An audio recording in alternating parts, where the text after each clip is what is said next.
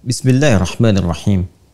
Assalamualaikum warahmatullahi wabarakatuh. Alhamdulillahi rabbil alamin. Wassalatu wassalamu ala rasulillahil karim Sayyidina Muhammadin wa ala alihi wa sahbihi wa dhurriyatihi wa ummatihi ajma'in wa ba'd. Saudara-saudariku dimanapun Anda berada, semoga Allah senantiasa merahmati dan meridhai seluruh aktivitas kita sehingga senantiasa bernilai maslahat baik untuk kehidupan berkeluarga ataupun dalam konteks sosial yang lebih luas, bermasyarakat, berbangsa, bernegara. Isu nikah beda agama sesungguhnya bukan hal baru, namun juga menjadi problem sosial yang pernah terjadi di era dakwah Nabi SAW, khususnya saat menjalani era dakwah di kehidupan sosial pada fase Madinah Al-Munawwarah. Dan sejatinya Islam yang memang semangatnya menghadirkan pedoman yang sempurna bagi umat manusia seutuhnya dalam menjalani kehidupan yang bermaslahat, elegan, tampil terhormat dalam seluruh lini kehidupan, tentu menghadirkan solusi yang dengan solusi itu memberikan pencerahan, bukan hanya aturan-aturan teknis formal fikih semata, tapi juga menjelaskan hikmah-hikmah yang dapat menghadirkan kenyamanan dalam berumah tangga. Bagaimana tujuan berumah tangga itu tercapai, dari mulai ketenangan, kedamaian yang disebut dengan sakinah itu, rasa cinta, perhatian yang dalam yang disebut dengan rahmat itu, dan juga rasa kasih yang dihasilkan dari pemberian-pemberian materi, pergaulan fisikal yang disebut dengan mawaddah itu. Sakinah, mawaddah, dan rahmah itu yang seringkali kita namakan dengan samarah. Karena itu terkait dengan isu nikah beda agama, Al-Quran memberikan tuntunan secara detail yang dijelaskan oleh Nabi SAW secara paripurna dan menjadi pedoman bagi setiap muslim, baik di masa era kenabian dengan masyarakat Islam yang ada pada saat itu, ataupun juga generasi yang berganti di setiap zaman pun kini, ataupun juga yang akan datang. Beda agama artinya beda keyakinan. Saya, Anda, kita, muslim misalnya, tentu memeluk Islam. Maka bagi kita yang Islam, bagi kita muslim, jika dikatakan berbeda agamanya, artinya berbeda keyakinan. Non-muslim, ada Islam, agama dalam bahasa Arab, bahkan diksi Al-Quran disebut dengan ad-din, yang kita yakini inna dina indallahil Islam. Agama yang diridhai, din yang dibenarkan oleh Allah menurut kita adalah Islam. Itu yang kita yakini tanpa ragu. Yakin tanpa ragu disebut dengan iman.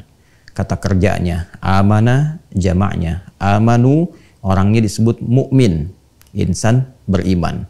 Agama yang dipeluknya Islam. Berbeda dengan Islam artinya tidak sama dengan Islam. Beda agamanya, beda keyakinannya.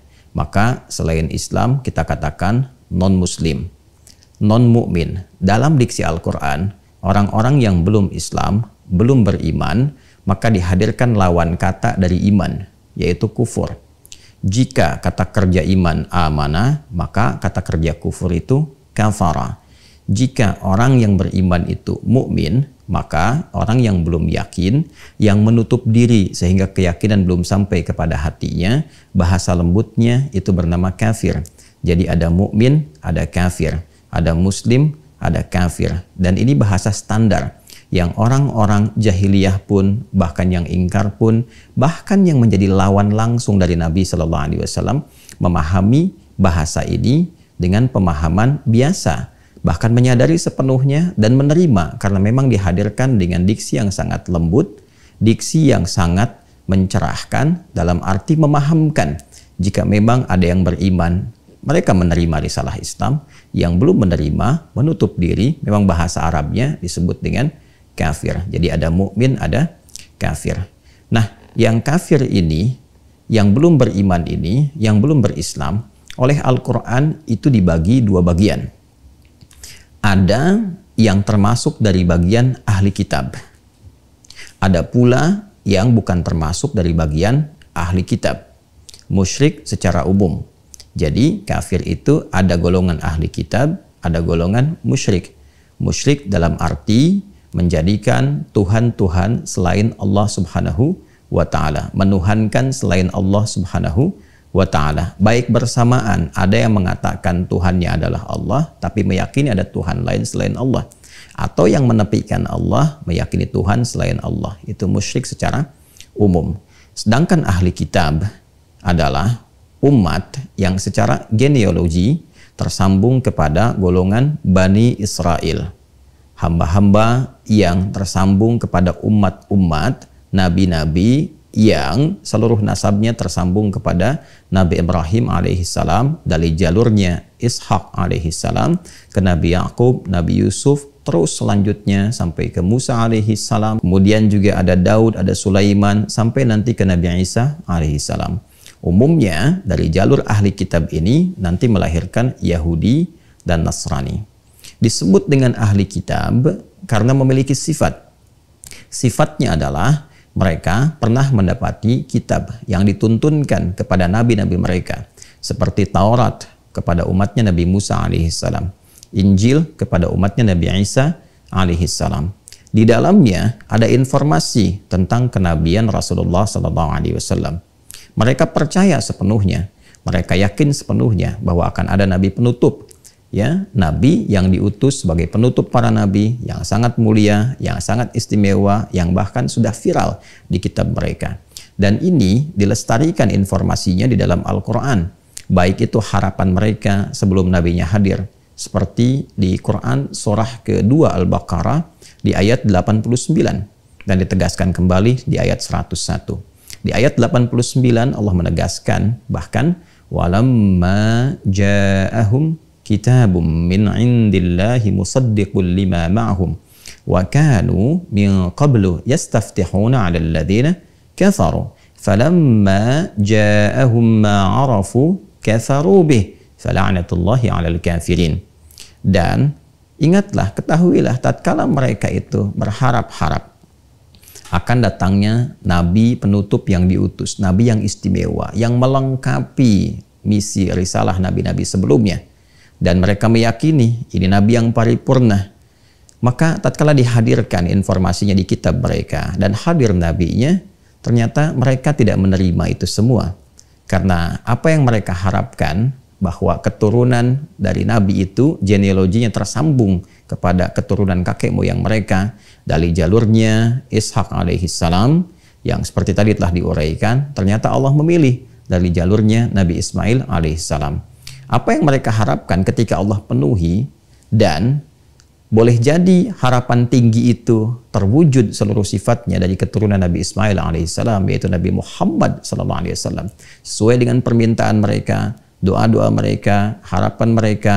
Tapi ternyata karena bukan dari jalur keturunan yang sama, mereka tidak menerima itu. Ada yang tertutup keadaan dirinya hanya karena bukan dari anggota jalur genealoginya. Ada pula nanti persoalan-persoalan lain yang mengiringi. Pada intinya, mereka adalah orang-orang yang meyakini kenabian Nabi Muhammad, namun pada masa itu belum menerima risalah Nabi Muhammad SAW karena faktor-faktor tadi, ya, ada rasa-rasa kurang bisa menerima karena keterkaitan genealogi, ada juga kekhawatiran duniawi atau faktor-faktor godaan-godaan setan yang barangkali terakumulasi dari sifat penolakan mereka. Orang-orang ini pada dasarnya menyadari, meyakini kenabian Nabi Muhammad SAW, namun belum terbuka keadaan hatinya. Nah, ini adalah golongan ahli kitab. Jadi mereka umat yang secara genealogi tersambung kepada Bani Israel, bisa Yahudi, bisa Nasrani, dengan syarat mengakui kenabian Nabi Muhammad SAW, meyakininya, bahkan mereka tahu tanda-tandanya. Diviralkan di surah Al-Baqarah itu. Alladzina atainahumul kitaba ya'rifunahu kama ya'rifuna abna'ahum wa inna fariqam minhum layaktumuna al-haqqa wa hum ya'lamun. Orang-orang itu sebetulnya telah mengetahui karena viral tentang tanda-tanda Nabi Muhammad itu di kitab mereka. Bahkan mereka mengenali Rasulullah seperti mereka mengenali anak mereka sendiri. Cuma karena faktor-faktor tertentu, mereka kemudian mencoba untuk menepikan, bahkan menyembunyikan info itu pada keturunan setelahnya. Nah, orang-orang ini secara singkatnya disebut dengan ahli kitab. Selain dari itu, walaupun mungkin ada yang menyandarkan dengan keturunan dari Yahudi, ataupun mungkin juga keturunan dari Nasrani yang kelak kemudian juga akan melahirkan diksi yang baru yaitu Kristen. Nah, bila ini tidak terpenuhi dalam arti tidak meyakini kenabian Nabi Muhammad SAW. Bahkan ada isyarat di dalam Al-Quran pada generasi-generasi selanjutnya setelah itu ada yang mencoba menghilangkan juga ya jejak viralnya Nabi Muhammad di kitab-kitab itu. Sehingga tidak tampak di kitab mereka itu informasi tentang Nabi Muhammad SAW. Tidak terdapat di kitab-kitab selanjutnya berita tentang Nabi Muhammad SAW. Sehingga dengan itu konsekuensinya generasi yang selanjutnya tidak mengenal Nabi Muhammad, tidak meyakini kenabian Nabi Muhammad SAW. Bahkan saat yang bersamaan banyak menyoal risalah, bukan hanya meragukan tapi juga menolaknya. Maka golongan ini sekalipun menyebut dirinya dengan Yahudi ataupun bahkan menisbatkan dengan Nasrani atau bahkan Kristen, tidak masuk pada golongan yang pertama disebut dengan ahli kitab. Ini mesti diklirkan terlebih dahulu. Jadi orang-orang kafir non-muslim yang tidak beriman, beda agama, beda keyakinan dengan apa yang kita peluk sebagai muslim, itu dibagi dua bagian, ahli kitab dan non ahli kitab atau musyrik secara umum. Musyrik dalam arti meyakini ada Tuhan lain selain Allah. Ini yang dimaksudkan di pembuka surah Al-Bayyinah, surah ke-98 di ayat yang pertama itu. Lam yakunil ladzina kafaru min ahlil kitabi wal musyrikina munfakkina hatta ta'tiyahumul bayyinah. Ya, dan tidak akan pernah terjadi bagi orang-orang kafir itu. Orang-orang kafir itu dibagi dua di ayat ini. Ada golongan ahli kitab, termasuk juga golongan musyrik, seperti yang telah tadi saya sampaikan. Jadi saya ingin tegaskan bahwa ayat ini memberikan kesan bahwa orang-orang non-muslim ada dua golongan, ahli kitab dan orang-orang yang musyrik secara umum. Pada umumnya, kata Al-Quran, keduanya punya karakteristik yang serupa. Sebelum datang bukti yang otentik, sulit bagi mereka untuk menerima risalah kenabian Muhammad Sallallahu Alaihi Wasallam. Hanya secara sifat, karakter, genealogi keduanya berbeda. Apa kaitan dengan nikah beda agama? Di era kenabian Nabi Muhammad SAW sudah jelas ada tuntunan dan diberikan pencerahan secara psikologis, ya, secara juga pendekatan sosial. Tentu orang-orang yang meyakini, orang-orang yang mengakui hanya karena faktor tertentu belum bisa menerima, itu lebih dekat dan lebih mudah untuk dicerahkan. Jika memang bukti-bukti yang tampak itu bisa hadir dalam jiwanya, diyakini, diketahui, dan mengalahkan keangkuhan-keangkuhan yang mungkin hadir karena faktor-faktor tertentu lainnya, mungkin karena perasaan dan sebagainya. Itu lebih mudah untuk dijelaskan dibandingkan dengan orang yang menolak sama sekali, tidak mau tahu, dan membutuhkan penguat-penguat lain, hal-hal yang bukan hanya informatif, tapi yang bersifat meyakinkan dan mengalahkan logika-logika yang mungkin telah terbangun serta terakumulasi jauh sebelumnya. Maka dari itu, Al-Quran memberikan sifat bijak. Yang pertama, bagi golongan ahli kitab, Allah Subhanahu wa Ta'ala menurunkan firman-Nya. Terdapat nanti di surah yang kelima, surah Al-Ma'idah, di ayat yang kelima. Surah yang kelima, di ayat yang kelima. Di antara rangkaian ayat ini, Allah memberikan satu ketentuan khusus bagi kalangan ahli kitab. Wal muhsanatu minal ladzina utul kitaba min qablikum. Dan khusus bagi golongan perempuan ahli kitab. Wal muhsanatu minal ladzina utul kitaba min qablikum. Khusus untuk perempuan yang ahli kitab dari genealogi yang tersambung sebelum kalian itu. Jadi di sini dari golongan non-muslim yang kafir, dari ahli kitab, tapi yang perempuannya. Bagi laki-laki muslim yang ingin memang merajut tali pernikahan kekeluargaan dengan tujuan menjaga diri, menghindarkan dari perbuatan zina, hal yang tidak baik, bukan untuk menyalurkan orientasi seksual tanpa aturan atau memelihara perempuan dengan perlakuan yang tidak layak, tidak benar. Kata Al-Quran, khusus bagi pria-pria muslim yang memang serius berumah tangga untuk mewujudkan hikmah-hikmah kehidupan berumah tangga, sakinah, mawaddah, rahmah, memberikan bimbingan yang benar, boleh pria muslim itu menikahi perempuan dari kalangan ahli kitab. Ingat ya, ingat baik-baik bahwa redaksinya pria muslim dengan perempuan ahli kitab, tidak sebaliknya.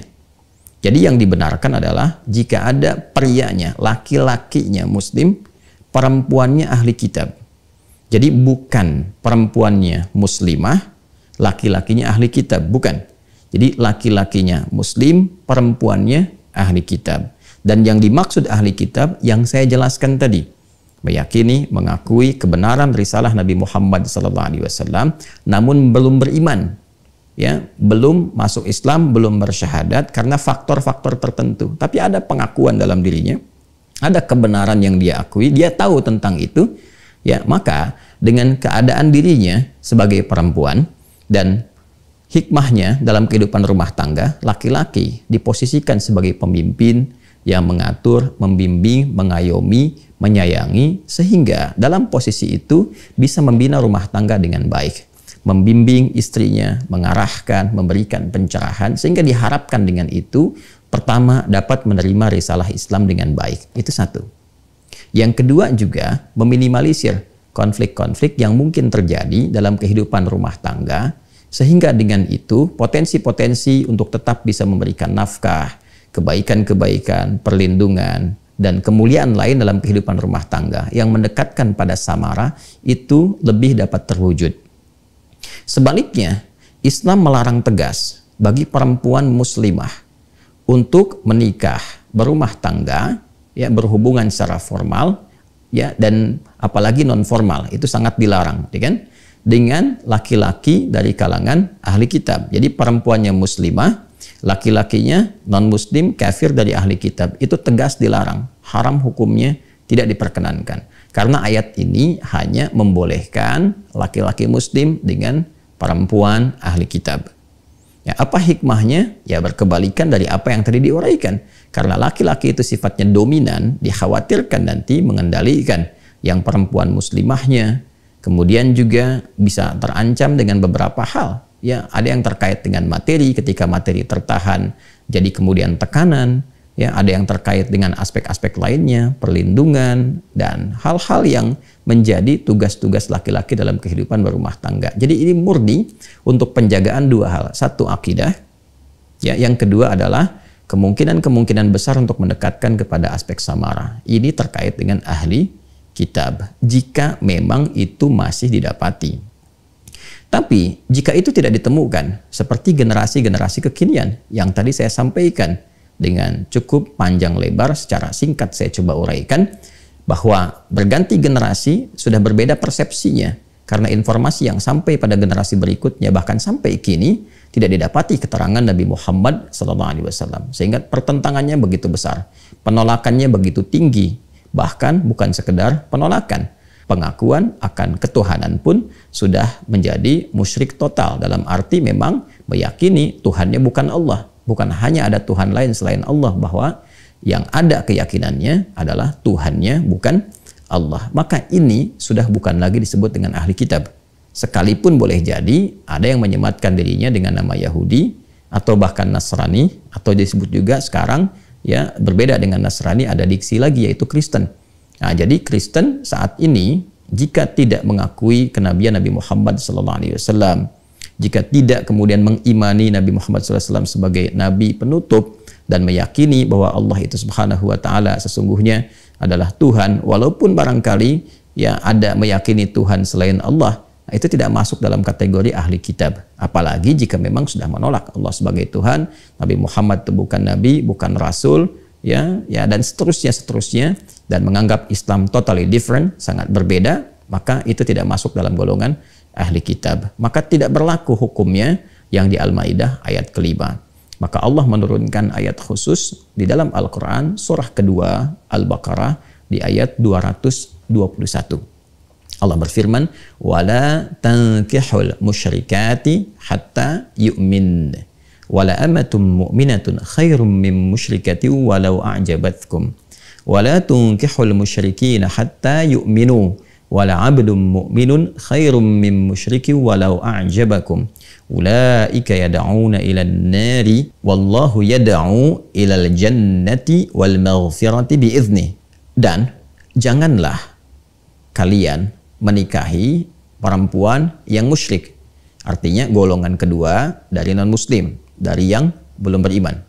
Sampai perempuan-perempuan itu beriman.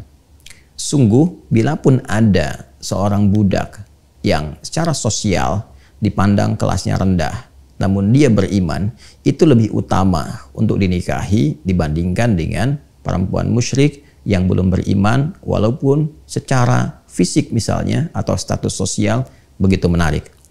Pun demikian, jangan nikahkan anak perempuan kalian kepada laki-laki yang musyrik, golongan kedua dari non-muslim yang belum beriman dan tidak mengakui ketuhanan Allah Subhanahu wa taala, juga kerasulan Nabi Muhammad sallallahu alaihi wasallam, sampai para lelaki itu mau beriman. Lelaki yang secara status sosial dipandang rendah tapi dia beriman, berperilaku yang baik, itu lebih utama untuk dinikahkan anak perempuan kalian dengan mereka dibandingkan dengan laki-laki musyrik dengan sifat-sifat yang tadi disebutkan. Sungguh mereka berpotensi membawa anak-anak kalian jika nekat untuk dinikahkan kepada situasi-situasi yang sulit, bahkan terancam saat kembali kepada Allah Subhanahu wa taala dengan ancaman-ancaman yang nyata. Karena itulah kemudian berpalinglah kepada ketetapan Allah yang lebih mengarahkan kepada nilai kemuliaan, nilai-nilai kebahagiaan, dan demikian Allah menjelaskan kepada kalian ketentuannya supaya kalian mengerti dan lebih mendekatkan diri kepada Allah Subhanahu wa taala. Ternyata ayat ini memberikan penegasan.